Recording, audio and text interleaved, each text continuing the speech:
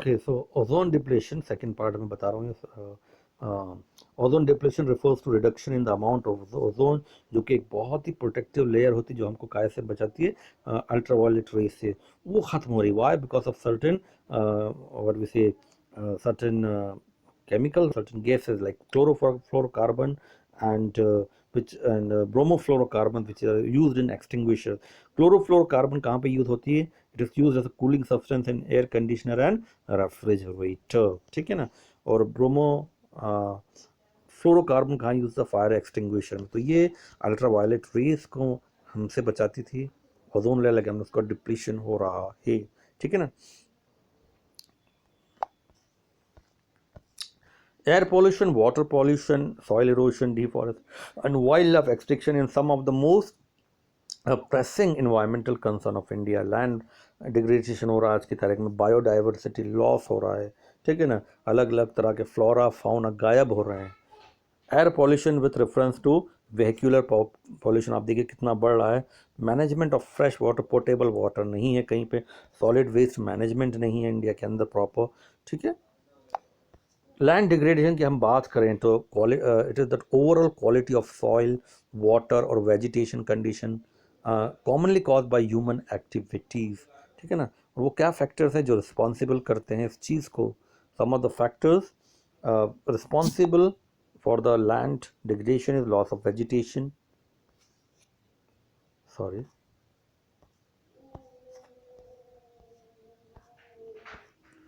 so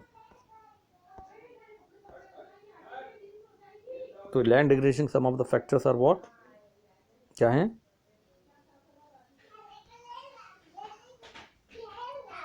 Loss of vegetation occurring due to deforestation, forest fires and overgrazing, ठीक है ना, improper crop rotation, encroachment into forest land। आज की तारीख में रैपिड अर्बनाइजेशन हो रहा है, जगहें खत्म हो गई हैं, मकान बनाने की जगह नहीं, तो फॉरेस्ट को इंक्रोच किया जा रहा है, उनको काटा जा रहा है, अतिक्रमण किया जा रहा है, वो भी एक नुकसानदायक है। Shifting cultivation, indiscriminate use of chemicals such as fertilizers and pesticides, improper planning and management of irrigation systems, extraction of groundwater in excess of the recharge capacity। आज पानी तो वैसे ही कम हो गया है सब जगह, बारिश का कुछ पता नहीं है इंडिया के अंदर, तो ग्राउंड वाटर जो लेवल है बहुत कम हो रहा है, और हैंड पंप हर जगह लग गए हैं, बोरिंग हर जगह लग गए हैं, तो जो ग्राउंड वाटर का जो एक्सट्रैक्शन है वो बढ़ गया है, the rate has been increased rather than the recharge capacity. Poverty of the agricultural dependent people, non-adoption of adequate soil conservation measures, ठीक है ना, सॉइल कंजर्वेशन के मेजर्स बेचारे गांव वालों को नहीं मालूम है, फार्मर्स को नहीं मालूम है ना। कुछ मूवमेंट्स हुए थे जिसमें एक सुंदरलाल बहुगुणा जी थे जिन्होंने चिपको मूवमेंट स्टार्ट किया था पेड़ों को बचाने के लिए, ठीक है, तो उससे भी काफ़ी मदद तो मिली थी, ठीक है ना। और वाटर एयर पॉल्यूशन को बचाने के लिए, इन्वायरमेंट को बचाने के लिए government set up the central pollution control board in 1974, ठीक है ना। और उसका काम यही था, investigate, collect and disseminate information relating to water air pollution, lay down standard of sewage trade, effluent and emission. उसका काम ये रेगुलेटरी अथॉरिटी है यहाँ, कि भाई अगर कोई इंडस्ट्री है या मान लीजिए कोई फैक्ट्री कहीं किसी ने लगाई है तो उसको चेक करना, रेगुलेट करना कि भाई आपका जो डिस्चार्ज हो रहा है पानी के अंदर वो एक लेवल से ज़्यादा तो नहीं है, या आप जो बना रहे हो उसकी वजह से, because of that the nature is affected, because of the ambience environment is affected, water pollution is going on, air pollution is going on, तो वो उन पर एक्शन ले सकते हैं, जुर्माना कर सकते हैं, ठीक है ना। And at the same time they are through visual media and mass media और print media, what they are doing, they're trying to disseminate informations, or they are trying to create awareness regarding all these different types of uh, what we say pollutions, है ना। they advise the central government on any matter concerning prevention and control of water and air pollution and improvement of the quality of air। ये regular, जैसे apex board है, ये जो central bank होता है ना, सॉरी सुप्रीम कोर्ट होता है या रिजर्व बैंक होता है, तो ये अगर पॉल्यूशन की बात की जाए तो एक सेंट्रलाइज्ड अथॉरिटी होती है, उसके नीचे काम करने वाले स्टेट बोर्ड होते हैं, तो सबको ये एक तरह से गाइडलाइन देता है कि कैसे भाई इसको कम किया जा सके पॉल्यूशन को, है ना। और टेक्निकल असिस्टेंट भी देता है, गाइडेंस भी देता है ना, रिसर्च वर्क भी करता है, हर चीज़ देता है, ठीक है। और जो state, I hope you are able to understand. And suppose if any non-governmental organization want to work in this particular field, so this central board give them training proper. Some people, environmentalists who are working as volunteers for the sake of environment, they get the training from this environment board to save the environment from different types of pollution, ठीक है ना। तो ये मैंने बता दिया, इसको आप बस याद कर लेना क्योंकि इसमें सब बस वही दे रखा है, ठीक है ना। यहाँ पे एक चीज़ दे रखी है, dispose of trade effluent. Trade effluent मतलब जो मान लीजिए फैक्ट्रीज वगैरह से जो डिस्चार्ज होता है वेस्ट, है ना, उसका प्रॉपर मैनेजमेंट कैसे करना है, सारी पॉइजनस गैसेस का मैनेजमेंट कैसा है, ये पूरा का पूरा ये देखते हैं, ठीक है ना। So they lay down, modify or annul in consultation with the state government concerned the standard for stream as well as, and lay down standard for the quality of air and perform such other functions may be prescribe by the government of India. मान लीजिए कोई state में, कोई district में कोई चीज़ बहुत ज़्यादा environment को पोल्यूट कर रही, कोई इंडस्ट्रियल यूनिट, तो ये सेंट्रल बोर्ड के पास हक है कि वो स्टेट बोर्ड को दे के उसको बंद कर दो। रेगुलेटरी अथॉरिटी भी है, ठीक है ना, उसे कंसल्ट करती है स्टेट बोर्ड से, स्टेट बोर्ड पूरी रिपोर्ट भेजती है सेंट्रल को, और फिर वो इंडस्ट्रियल यूनिट को बंद भी कर दिया जाता है, या वार्निंग दे दी जाती है, या कहा जाता है कि भाई आप इसको इम्प्रूव करो आपके डिस्चार्ज मेथड्स को, क्योंकि इसकी वजह से पास की नदी में प्रॉब्लम आ रही है, मॉन्यूमेंट्स को प्रॉब्लम आ रही है, ठीक है।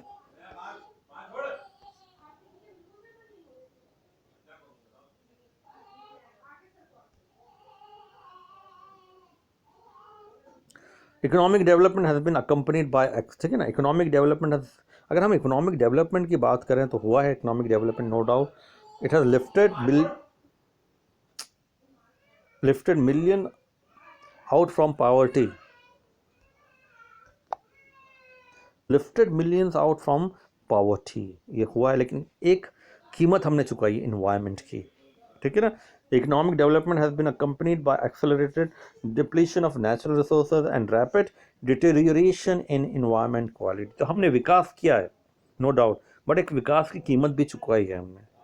Depletion of natural resources and rapid deterioration in environment quality. अरे यार क्लास, तो natural and rapid deterioration in environment quality भी अफेक्ट हो गई है, ठीक है ना। Sustainable development is that process, sustainable development is that process of development which meet the needs of present, ये मैंने बता दिया था आपको, गॉट इट, ये डेफिनेशन आप ये याद करना है ना। It is the process of development which meets the need of present generation without reducing the ability of the future generation to meet their own need. That means we have to use the resources in a judicious manner, in such a manner that future generations are not deprived of the natural resources, not just deprived, but they should have the ability to regenerate those resources. हमको मतलब in a reckless manner we don't have to use the resources so that the regeneration ability would be affected. तो उसको इस तरह से judicious वे में करना है कि रीजनरेशन एबिलिटी जो है नेचुरल रिसोर्स की ख़त्म नहीं हो, फ्यूचर जनरेशन के लिए वो रीजनरेशन एबिलिटी हो, ठीक है ना। क्या होते हैं मेन फीचर्स, अगर इसकी बात करें हम, sustainable development, sustained rise in real per capita income and environment welfare, economic welfare बनी बनी बात है, rational use of natural resources, no reduction in the ability of the future generation to meet their own needs, ये तो definition ही है। Check on pollution, to achieve sustainable development the following needs to be done. आज की तारीख में क्या करना है आपको, है ना, लिमिटिंग द ह्यूमन पॉपुलेशन, जब तक इसको आप ख़त्म नहीं करोगे पॉपुलेशन को कुछ नहीं होने वाला। Technological progress should be input efficient and not input consuming, very important. आपका जो भी टेक्नोलॉजिकल प्रोसेस में कम से कम इनपुट नेचुरल रिसोर्सेज का लगे, आउटपुट अच्छा हो, तो वो ज़्यादा से ज़्यादा इनपुट यानी कि नेचुरल रिसोर्सेज कंज्यूम नहीं करे। Renewable resources should be extracted on a sustainable basis, that is the rate of extraction should not exceed rate of regeneration. मैंने बता दिया, for non renewable resources rate of depletion should not exceed the rate of creation of renewable substitutes. For non-renewable resource, rate of depletion should not exceed the rate of creation of renewable substitutes. इसका भी ध्यान रखना. जैसे कोल 40-50 साल का stock बचा है सिर्फ कहते हैं, उसको भी हमको एक रिन्यूड मैनर, एक प्रॉपर मैनर में यूज़ करना है, क्योंकि वो नॉन रिन्यूएबल रिसोर्स है. इस तरह से यूज़ करना है हमको जुडिशियसली, कॉम्बिनेशन कि भाई हमको 10% कोल बेस्ड पावर को यूज़ करना है और 90% जो है अल्टरनेटिव सोर्स है हमको इलेक्ट्रिसिटी या पावर उत्पन्न करना. तो ये रेशियो चलना चाहिए. Inefficiency arising from pollution should be corrected. Strategies for sustainable development है ना, क्या स्ट्रेटेजी होना चाहिए? Use of non conventional sources of energy, use of cleaner fuels. LPG अच्छा है, गोबर गैस अच्छा है, सीएनजी जो अर्बन एरिया में आजकल व्हीकल में जो ऑटोस वगैरह हैं उनमें कंपलसरी कर दिया है. Use of solar energy and wind power, but उसके लिए आपको टेक्नोलॉजीज को डेवलप करना है. Shift to organic farming, recycle the waste, public means of transport, traditional knowledge and practices, establishment of mini hydel plants and biopest control. ठीक है ना, ये सारी चीज़ें आपको समझ में आ गई होंगी मेरे ख्याल से, और अब बुक में भी और देख लीजिए. ठीक है, तो यहाँ पे चैप्टर मैंने सेकंड लास्ट चैप्टर पूरा कंप्लीट करवा दिया है.